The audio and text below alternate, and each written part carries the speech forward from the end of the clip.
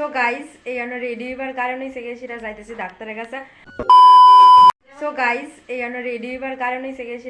ডাক্তারের কাছে। কারণ আমি যে সবসময় দেখাই ছোট্ট একটা আবু, হ্যাঁ শরীর অনেক খারাপ, সর্দি কাশি, তো হ্যাঁ ডাক্তার দেখাইতে যাবো। আর আমি জুতা কিনতে যাবো, যদি জুতা পাই তাহলে কিনবো, তাহলে তোমরা দেখামো, আর না হইলে নাই, শেষ দেখাই দাম। ওই যে বৌমনে টাকা কমতে আছে, কত টাকা আছে না আছে। আর এখন আমরা বাইরে যাবো, ঠিক আছে, টাটা।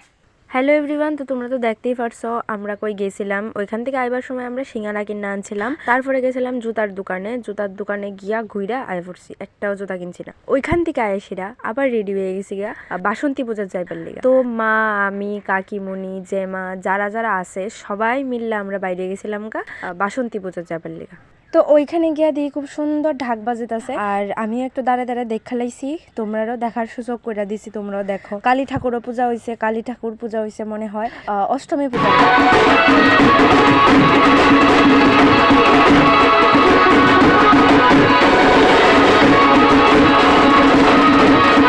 তারপরে গেছিলাম গা প্রসাদ খাইতে। প্রসাদের পরে আইছিল খিচুড়ি খায়া আমি, মা, যারা যারা আইছিলাম সবাই মিলে রওনা দিছি বাড়ির উদ্দেশ্যে। তো বাড়িতে যাইবার সময় কিছু ফুল দরকার ছিল ডাল সহকারে, কারণ প্র্যাকটিক্যালের জন্য দরকার। তো এটা আমি রাস্তার থেকে টুকাই লই লিছি।